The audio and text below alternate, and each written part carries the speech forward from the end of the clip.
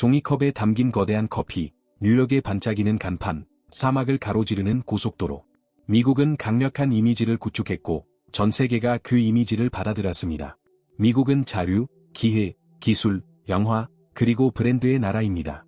하버드, 디즈니, 실리콘밸리, FBI, 이 모든 것이 익숙하게 들립니다. 그곳에 한 번도 가본 적이 없는 사람들에게도 말이죠. 하지만 그 이면에는 또 다른 시나리오가 있습니다.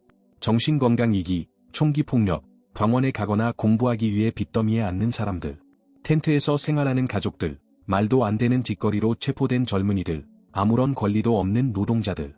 그리고 가장 이상한 것은 이 모든 것이 이제 정상이 되었다는 것이다. 오늘 아름다운 세상은 거의 아무도 보지 못하는 이면의 모습을 보여줄 것이다. 초강대국의 이면, 아무도 이야기하지 않는 미국의 어두운 면, 미국에 대해 이야기하는 것은 곧 영향력에 대해 이야기하는 것과 같습니다. 지난 100년 동안 다른 어떤 나라도 전 세계의 상상력에 이처럼 큰 영향을 미친 적이 없습니다. 그들은 패션을 주도하고, 문화를 수출하고, 국제 정치를 주도하며 모든 것에 존재합니다. 영화부터 앱, 언어부터 소비까지. 심지어 그곳에 한 번도 발을 들여놓지 않은 사람들조차도 어떤 식으로든 영향을 받고 있습니다. 영화, 드라마, 음악, 브랜드. 미국은 단순히 제품만 파는 것이 아니라 라이프 스타일까지 판매합니다. 그것도 다른 나라와 다르게 말이죠. 수십 년간 그들은 무엇이든 가능한 나라라는 이미지를 구축해왔습니다. 개인의 노력이 보상받는 나라, 누구든 에서 로 시작하라 인생에서 성공할 수 있는 나라 말입니다. 영화에서는 집이 크고, 경찰은 효율적이며, 크리스마스에는 눈과 핫초코가 있고, 모든 것이 잘 돌아갑니다. TV 드라마에서는 젊은이들이 수입이 없어도 뉴욕의 넓은 아파트에서 함께 생활합니다. 정치에서는 미국이 자유와 세계 질서의 수호자로 자처합니다. 이것은 환상 속의 미국이다. 젊고, 현대적이고, 공정하고, 성공적이다. 하지만 이러한 서사는 그 뒤에서 살아가는 사람들의 현실과는 거의 관련이 없다. 세상이 그 꿈에 동참하는 동안 많은 미국인들은 악몽 같은 삶을 살고 있습니다. 생계 유지를 위해 3교대 근무에 시달리고 수업이나 병원 예약 때문에 빚이 쌓입니다. 갈 곳이 없어서 길가에 주차된 트레일러에서 사는 거죠. 가장 큰 모순은 바로 거기에 있습니다. 판매되는 이미지와 실제로 경험하는 것 사이의 간극이죠. 바로 여기서 신화가 깨지기 시작합니다. 이 낙사. 현재 상황을 몰아주기 전에 과거를 살펴보는 것이 중요합니다. 미국의 어두운 면을 이해하려면 공격적인 확장, 이상적인 약속, 그리고 국가를 형성한 구조적 불평등의 낙사를 살펴보지 않을 수 없습니다. 공식적인 설명은 용기와 회복력입니다. 한 무리의 식민지 주민들이 영국과 결별하고 스스로 헌법을 제정하여 가장 큰 규모의 현대 민주주의를 처음부터 세웠습니다. 네, 미국은 다른 구조를 가지고 태어났습니다. 왕도, 계급도, 귀족 자기도 없이 말이죠. 하지만 이 자유로운 기원 뒤에는 훨씬 더 어려운 현실이 숨겨져 있습니다.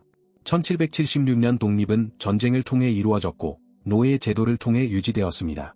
자유에 대한 논의가 진행되는 동안 수백만 명의 아프리카인들이 미국 남부에서 노예로 팔려 농장을 통해 경제를 지탱했습니다. 그 후 영토 확장이 이루어지면서 원주민의 땅이 약탈당하고 루이지애나와 알래스카 같은 지역이 매입되었으며 멕시코의 일부가 합병되었습니다. 이 모든 것은 명백한 운명, 즉 미국인들이 신에 의해 대륙을 통치하도록 선택되었다는 생각의 이름으로 이루어졌습니다. 19세기 남북전쟁은 산업화 시대 북부와 노예를 소유한 남부의 대립을 초래했습니다. 노예 제도는 종식되었지만 법적 인종차별은 1960년대까지 지속되었습니다. 영광의 순간에도 그 대가는 컸습니다. 제2차 세계대전은 미국을 강대국으로 공고히 했습니다. 그 후 마셜 플랜, 냉전, 베트남 전쟁, 테러와의 전쟁이 이어졌고 이 모든 갈등 속에서 미국은 도덕적 지도자로서 자리매김했습니다.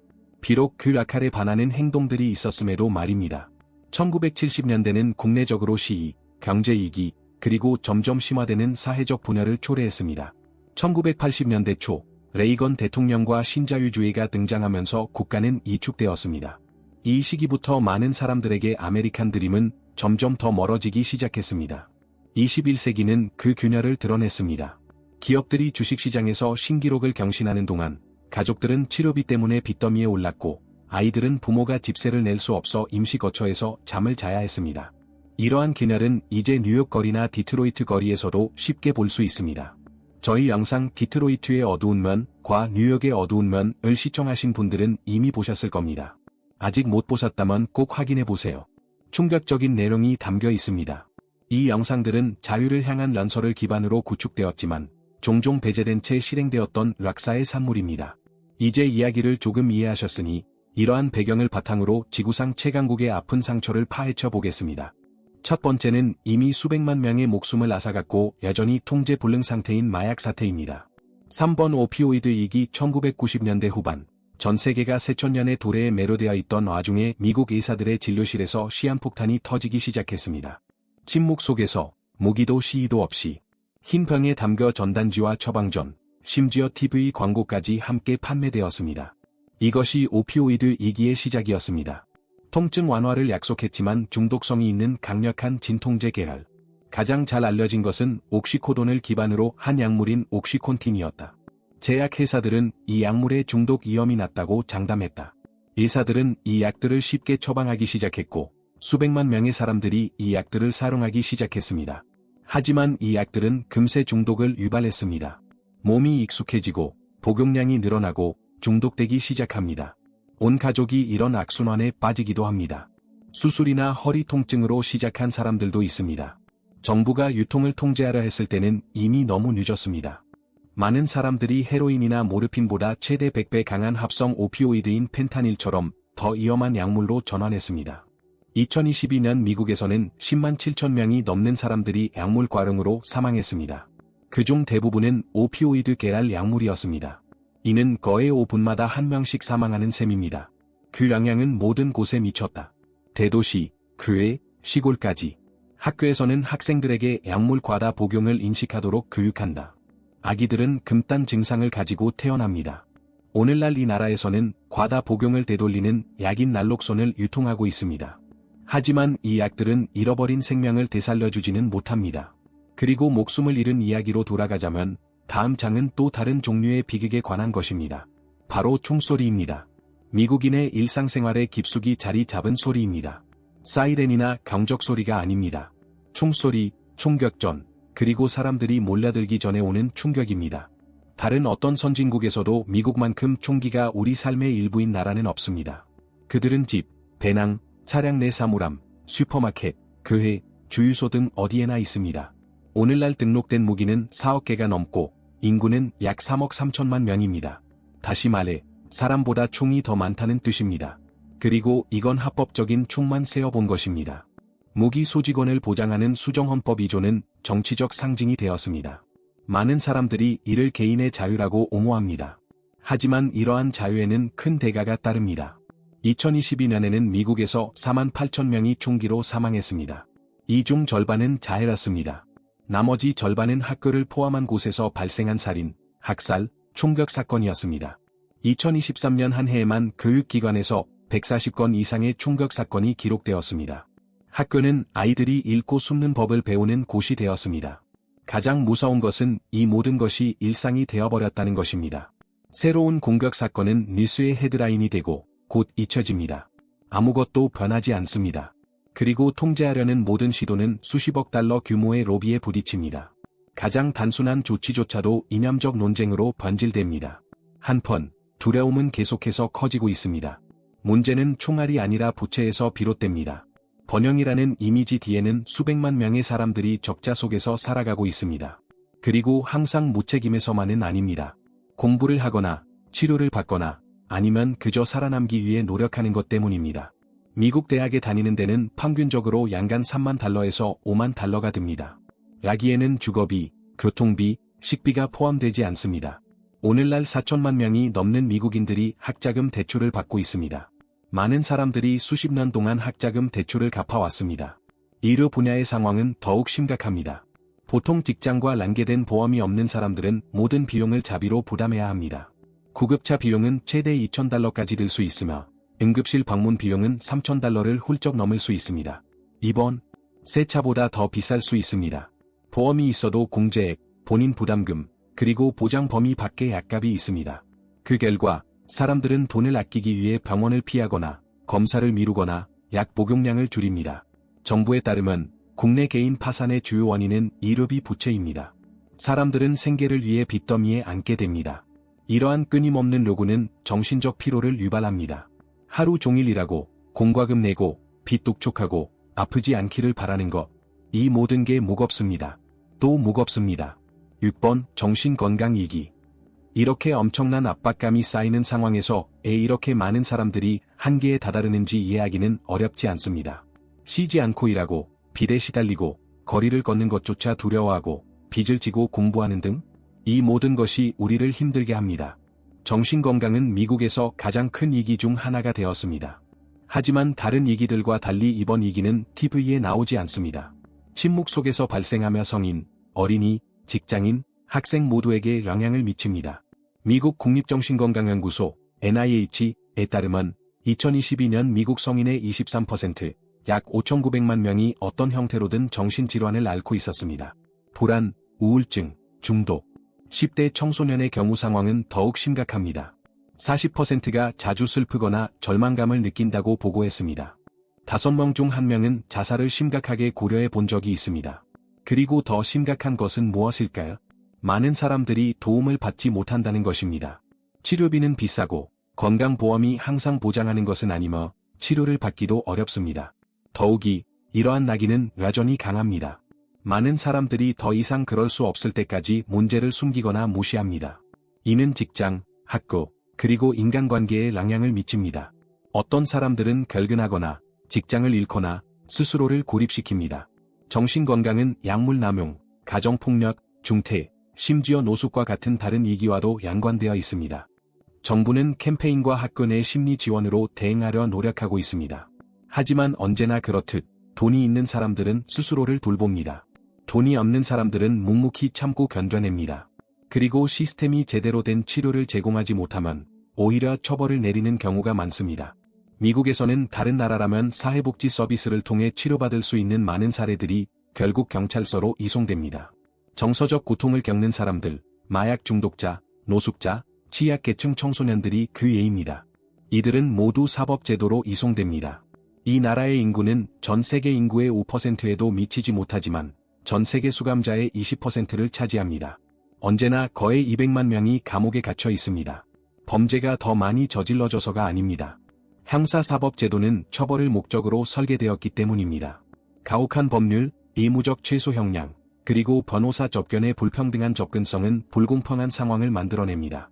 어떤 사람들은 마약 소지 혐의로 수십 년 동안 복역하는 반면 유능한 변호사의 도움을 받아 폭력적인 전략에도 불구하고 이제 협상을 성사시키는 사람들도 있습니다. 인종 불평등은 심각한 문제입니다. 흑인은 전체 인구의 13%를 차지하지만 수감자의 30% 이상을 차지합니다. 라틴계는 백인보다 수감률이 더 높습니다. 수감자의 절반 이상이 정신질환이나 약물 중독 병력이 있습니다. 많은 수감자들이 치료를 받아야 할 시기에 수감되어 있습니다. 하지만 치료비는 매우 비쌉니다. 아니, 세포는 아닙니다. 민간 기업들은 교도소, 공공계약, 그리고 값싼 노동력으로 이익을 얻습니다. 수감자가 많을수록 더 많은 돈을 벌 수 있습니다. 그리고 가장 끔찍한 점은 이 영향이 감방 안에만 머무르지 않는다는 것입니다. 누군가 감옥을 나가면 범죄 기록이 남습니다. 일자리를 구하거나 공부를 하거나 집을 빌리는 것이 더욱 어려워집니다. 재범률이 높습니다. 그리고 악순환이 다시 시작됩니다. 마치 시스템이 원을 그리며 돌아가도록 설계된 것 같습니다. 체포하고, 버리고, 또 체포합니다. 기회균등이라는 이념에도 불구하고 미국은 여전히 극도로 불평등하며 가진 자와 없는 자 사이의 격차는 곳곳에서 드러납니다. 거대한 집들, 손질되지 않은 잔디밭, 차고에 주차된 차들, 그리고 불과 몇 블록 떨어진 곳에 있는 차들, 텐트가 늘어선 거리, 부서진 보도, 그리고 낡은 학교들이 있는 동네를 흔히 볼 수 있습니다. 이러한 불평등은 단순히 재정적인 문제만이 아닙니다. 사람들이 어디에서 공부할지, 병원에서 어떤 치료를 받을지, 자가용을 이용할지 대중교통을 이용할지, 심지어 얼마나 오래 살 것인지까지 결정합니다. 일부 도시에서는 이웃 지역 간의 기대 수명이 20년 넘게 변화해 왔습니다. 그리고 물론 피부색은 중요합니다.